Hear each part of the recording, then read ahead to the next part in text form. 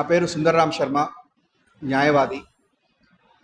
వేద విజ్ఞాన పరిషత్ తరపున రేపు 7/6/2026న ఐలాపురం హోటల్లో బ్రాహ్మణ సంక్షేమానికి ఏం చేయాలి అనేటువంటి ముఖ్య ఉద్దేశంతో retired IAS officers, IPS officers, న్యాయవాదులు, డాక్టర్లు, కళాకారులు, ఆ రకంగా సంఘంలో ఉన్నటువంటి పెద్దలందరితోటి కూడా ఒక సమావేశాన్ని వేద విజ్ఞాన పరిషత్ ఏర్పాటు చేయటం జరిగింది. ఈ యొక్క ముఖ్య ఉద్దేశం ఏంటంటే, ఇవాళ ఆంధ్రప్రదేశ్లో ఉన్నటువంటి బ్రాహ్మణ సామాజిక వర్గానికి కావలసినటువంటి ఆర్థిక, రాజకీయ, సామాజిక ఉన్నటువంటి సమస్యల మీద ఒక్కొక్కరు అక్కడికి వచ్చినటువంటి పెద్దలు అడ్రస్ చేసి వాటిలన్నిటినీ కూడా ప్రభుత్వ దృష్టికి తీసుకువెళ్ళటాలి అనేటువంటి ఇదే ముఖ్య ఉద్దేశం. ఈ యొక్క సమావేశం ఏ రాజకీయ పార్టీకి సంబంధం లేదు. ఏ రాజకీయ పార్టీలో ఉన్నటువంటి వాళ్ళైనా, వాళ్ళు నాయకులైనా, కార్యకర్తలైనా అందరూ కూడా సమావేశానికి ఆహ్వానించినటువంటి వారు మాత్రమే ఈ యొక్క సమావేశంలో పాల్గొనవలసి ఉంటుంది. అందులో అక్కడ మాట్లాడాల్సినటువంటి సబ్జెక్ట్స్లో ముఖ్యమైనటువంటిది బ్రాహ్మణ సత్రాలు, బ్రాహ్మణుల వ్యక్తిగత ఆస్తుల రక్షణ, ఈనాం భూములు. ఇటువంటిది మనందరికీ తెలిసిందే. గుంటూరులో కూడా ఎడవల్లి వారి సత్రం ఉండటం జరిగింది, మనందరికీ తెలుసు. దానికి సంబంధించి కొన్ని సమస్యలు ఉన్నాయి. వీటి మీద అడ్రస్ చేసేందుకు కూడా కొంతమంది పెద్దలు అక్కడ సమావేశంలో చేస్తారు. రెండవది, బ్రాహ్మణుల యొక్క ఆర్థిక, సామాజిక, రాజకీయ అంశాల మీద చర్చించడం జరిగి ఇవన్నిటినీ కూడా ప్రభుత్వ దృష్టికి తీసుకెళ్లటమే ముఖ్య ఉద్దేశం. ముఖ్యంగా ఇవాళ కేరళలో 2 ఎమ్మెల్యేలు అవటం జరిగింది. తమిళనాడులో ఇన్నేళ్ల పాటు 40 సంవత్సరాల పాటు ఏ సామాజిక వర్గాల్లో, ముఖ్యంగా బ్రాహ్మణ సామాజిక వర్గానికి అసలు ఎమ్మెల్యే సీట్లే లేనటువంటి చోట 2 ఎమ్మెల్యేలుగా గెలవటమే కాకుండా ఒకరు మంత్రి కూడా అవటం అనేటువంటిది కూడా మనం చూసాం. అట్లాగే వెస్ట్ బెంగాల్లో కానివ్వండి, అన్ని చోట్ల కూడా బ్రాహ్మణులు రాజకీయంగా ముందుంటున్నారు. కాబట్టి వాళ్ళందరికీ కూడా వాళ్ళ యొక్క ఇన్స్పిరేషన్ తోటి ఇవాళ ఉన్నటువంటి ప్రస్తుత పరిస్థితులలో ఆంధ్రప్రదేశ్లో ఏం చేయొచ్చు అనేటువంటిదే మా ముఖ్య ఉద్దేశం. దానికి తగు సూచనలని ప్రభుత్వానికి కనుక అందజేసినట్లయితే ప్రభుత్వం మనకి సహాయ సహకారాలు అందిస్తుంది. అదే మన యొక్క ముఖ్య ఉద్దేశం. ఇంకొక విషయం ఏంటంటే, ఏ రాజకీయ పార్టీకి సంబంధం లేకుండా బ్రాహ్మణులు అంటే అన్ని రాజకీయ పార్టీలోనూ ఉన్నారు, అందరూ కూడా బ్రాహ్మణులుగా అక్కడికి రావాల్సి ఉంటుందే తప్ప వారు రాజకీయ పార్టీ ముసుగు మాత్రం అక్కడ ఉండదు. ఇంకొక విషయం ఏంటంటే, ముఖ్యంగా కూడా ఇవాటి రోజున బ్రాహ్మణ కార్పొరేషన్ అనేటువంటిది మనం చూస్తున్నాం. అది 2014లో పెట్టడం జరిగింది. ఇవాళ దానికి బుచ్చి రాంప్రసాద్ గారని ఒక ఎన్ఆర్ఐ, అతను చైర్మన్ కింద ఉన్నారు. అతను చాలా బాగా ముందుకు వెళ్ళటం కోసం, బ్రాహ్మణ కార్పొరేషన్ స్ట్రెంగ్తన్ చేయటం కోసం ఈ యొక్క సమావేశంలో కొన్ని సూచనలు అవన్నీ కూడా ఆయనకు కూడా అందజేసి, ఆయన ద్వారా కూడా ఇవాళ ప్రభుత్వ దృష్టికి తీసుకుని ఇంకొంచెం ముందుకెళ్ళాలి అనేటువంటిది కూడా ఈ యొక్క సమావేశం యొక్క ఉద్దేశం. అట్లాగే అన్ని రాజకీయ పార్టీల్లో ఉన్నటువంటి వాళ్ళు ఎవరైనా సరే ఈ సమావేశానికి వచ్చినప్పుడు మాత్రము ఒక్కటే ఒక ఎజెండా, బ్రాహ్మణ సామాజిక వర్గానికి ఏం కావాలి, ఆర్థిక, సామాజిక, రాజకీయంగా మనం ముందుకెళ్ళాలంటే ఏ రకంగా వెళ్ళాలి అనేటువంటి ముఖ్యమైనటువంటి ఎజెండా ఒక్కటే. తర్వాతన మాకు సమస్యలు కొన్ని నేను 2-3 చెప్తాను. ఒకటి, ఇవాళ వేద పాఠశాలలు ఉన్నాయి, వేద విద్యార్థుల యొక్క రక్షణ ఎట్లా చేయాలి, వేద పండితులు ఉన్నారు, అర్చకులు ఉన్నారు, దేవాలయాలు ఉన్నాయి. వీటన్నిటికీ సంబంధించినటువంటి వాటన్నిటినీ కూడా అడ్రస్ చేయటం కోసం అని చెప్పని ఒక్కొక్కరు ఒక్కొక్క సబ్జెక్టు మీద అక్కడ మాట్లాడటం కూడా జరుగుతుంది. ఇవాళ బ్రాహ్మణ కార్పొరేషన్లో అనేక పథకాలు ఉన్నాయి. ఇంకా కొత్త పథకాలు ఎట్లా తీసుకురావచ్చు అనేటువంటి దానికి కూడా కొన్ని సూచనలు ఇవ్వడానికి కూడా ఈ సమావేశం ద్వారా మేము చేస్తాం.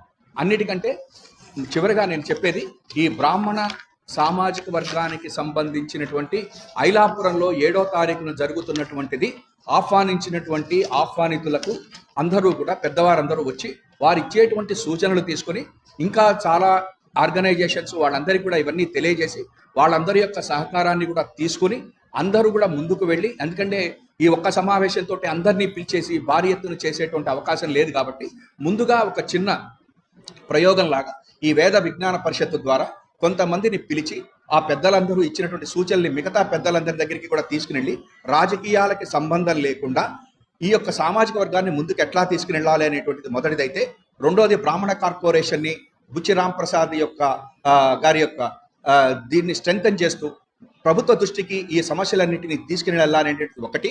రెండోది, మూడోది, ఈ యొక్క రాజకీయాల్లో కానీ ఆర్థికంగా కానీ లేకపోతే ఇవాళ ఉన్నటువంటి పరిస్థితుల్లో మనకి బ్రాహ్మణ సామాజిక వర్గంలో ఉన్నటువంటి అర్చకులకు కానివ్వండి, ఉద్యోగాల రీత్యా కానివ్వండి, వీటి ఇబ్బందులు పడుతున్నటువంటి వాటి అన్నిటినీ కూడా అడ్రస్ చేసేయాలి, అవన్నీ కూడా ప్రభుత్వ దృష్టికి తీసుకెళ్ళాలి అనేటువంటిది మాత్రమే ముఖ్య ఉద్దేశము అనేటువంటిది గత 25 సంవత్సరాలుగా సామాజిక సేవా కార్యక్రమాలు చేస్తున్నటువంటి సంస్థ.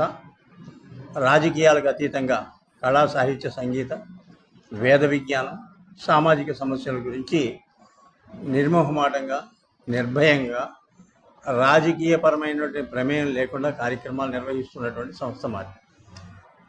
దాని చైర్మన్ నేను, బాలసుబ్రహ్మణ్యం నేను. గతంలో కూడా ఈ బ్రాహ్మణుల యొక్క సమస్యల గురించి ప్రభుత్వాలు ఏమైనప్పటికీ కూడా మాకు ఇవి కావాలి, ఇవి మీరు చేయండి, న్యాయంగా ధర్మంగా చట్ట ప్రకారం మీరు చేయగలిగినవిగా అడుగుతున్నామని చెప్పాం. అదేవిధంగా మనకి 23/7/2023 సంవత్సరం ఛాంబర్ ఆఫ్ కామర్స్ విజయవాడలో చేశాం. అదేవిధంగా 28/2020 ఇప్పుడు విశాఖపట్నంలో కూడా ఈ యొక్క సమావేశాలు మేధావుల సమస్యలు తీసుకొచ్చి ప్రభుత్వం దృష్టికి ఆ రోజు నిర్మోహమాటంగా ఇది కావాలని, ఇవాళ కొత్త కాదు. అదేవిధంగా దాదాపుగా ఒక 40 సంవత్సరాల క్రితం డేరా హిమాచల్ ప్రదేశ్లోని డేరా బాబా రుద్రలో కార్యక్రమం జరిగింది ఈ బ్రాహ్మణ సమస్యల గురించి. అప్పుడు కూడా మేము వెళ్ళి, ఆ రోజుల్లో పంజాబ్లో ఎమర్జెన్సీ ఉంది, అయినా కూడా ప్రాణాలకు తెగించి వెళ్ళి కార్యక్రమం చేస్తాం. అంటే ఇది ప్రోసెస్. అంటే మనం అడగాలి. ప్రభుత్వం దృష్టికి కొన్ని సమస్యలు వెళ్ళకపోవడం వల్ల ఇప్పుడున్నటువంటి ప్రధానమైనటువంటి విషయం ఏంటంటే నాయకులకి మన సమస్యలు చెప్పే విషయంలో కొద్దిగా లోటు ఉన్నది. ఎందుకంటే మరి నాయకుడి మీద భక్తో లేకపోతే అడిగితే అవ్వదనో నాకైతే తెలియదు, కానీ బట్ ప్రజెంట్ చేయవలసినటువంటి బాధ్యత. ఒక నాయకుడిని బలంగా తయారు చేయాలంటే మన సమస్యలు ఆయనకి చెప్తే ఏ నాయకుడికైనా ఏ పార్టీ అయినా వాళ్ళు చేస్తారు. చేసేటువంటి అవకాశాన్ని మనం కల్పించేటువంటి విధానంలో ప్రక్రియే మనం గత కొన్ని సంవత్సరాలుగా బ్రాహ్మణ సమస్యల గురించి మాట్లాడుతున్నాం. అనేకమైనటువంటి సమస్యలు పెండింగ్లో ఉన్నాయి, వాటి గురించి చెప్తున్నాం. ప్రభుత్వాలు మారినా, కాలాలు మారినా ఈ కార్యక్రమాలన్నీ కూడా అలాగే ఉన్నాయి. ఎవరికి వాళ్ళే బ్రాహ్మణులంతా మా వైపు ఉన్నారు అనుకుంటున్నారు, కానీ బ్రాహ్మణుల్లో ఉన్నటువంటి నైరుస్యాన్ని, వాళ్ళ ఉండేటువంటి బాధల్ని నివృత్తి చేయడానికి కార్యక్రమం. అంటే ఇవాళ ప్రభుత్వాల మీద ఆర్థిక భారం పడకుండా మనం ఏం చేయగలుగుతాం అనేటువంటి సమస్యను కూడా మనం తీసుకుంటున్నాం. కొంతమందికి ఏంటంటే ఇదేదో చేస్తున్నారు, వీళ్ళకి పేరు వస్తుందేమో అనేటువంటి దాంట్లో కూడా కొంతమంది పాపం ప్రభుత్వాలకి మాకు మధ్యలో కూడా ఏదో పార్టీల కార్యక్రమం, అది ఏ పార్టీలకి దేనికి సంబంధం లేదు, ఎవరి ప్రలోభాలకి లొంగం. మేము మాత్రం బ్రాహ్మణ సమస్యలను రిప్రజెంట్ చేసి తద్వారా సమస్యకి, అందుకని మేధావులను పిలుస్తున్నాం.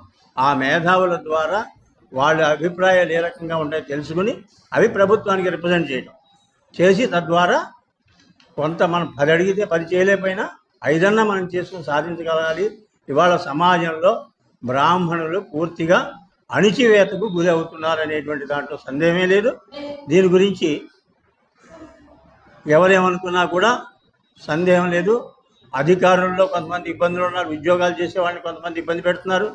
కార్యకర్తలను గుర్తింపే ఉండి చొక్కాలు చింపుకొని మేమనేది ఏంటంటే, ఇప్పుడు నేనున్నాను, మాకే పదవి అక్కర్లేదు, మేమేం అడగట్లేదు. మేమనేది ఏంటంటే మీ పార్టీల్లో మీ కష్టపడి పనిచేస్తున్నారు కదా, వాళ్ళకి గుర్తింపు ఇవ్వండి. ఇన్ని సంవత్సరాలు అయింది కదా, 40 సంవత్సరాల తర్వాత తమిళనాడులో ఇస్తే ఆంధ్రప్రదేశ్లో ఎందుకని ప్రజాప్రతినిధులుగా రాలేకపోతున్నారు, ఎందుకు ఇవ్వలేకపోతున్నారు? నాయకులు ఉన్నారు కదా, నాయకులకి ఇవ్వాలి కదా. నాయకులకి ఇస్తే ప్రతిదానికి మనం పెద్దవాళ్ళ నాయకుల్ని కలవలేం కాబట్టి మా రిప్రజెంటేటివ్ ద్వారా మా సమస్యలు ప్రభుత్వానికి చెప్పేటువంటి అవకాశం ఉంటుంది. ఆ ప్రయత్నం చేస్తున్నాం. సరైనటువంటి ప్రాతినిధ్యం రాజ్యాంగం ప్రకారం జనాభా ప్రాతిపదిక మీద ఇవ్వాలి. ఇచ్చినట్టయితే మా సమస్యలు దాదాపుగా పరిష్కరింపబడటానికి అవకాశం ఉంటుందని ప్రభుత్వానికి, ప్రజలకి ద్వారా మనం బ్రాహ్మణ సంఘాల ద్వారా తెలియజేస్తున్నాం.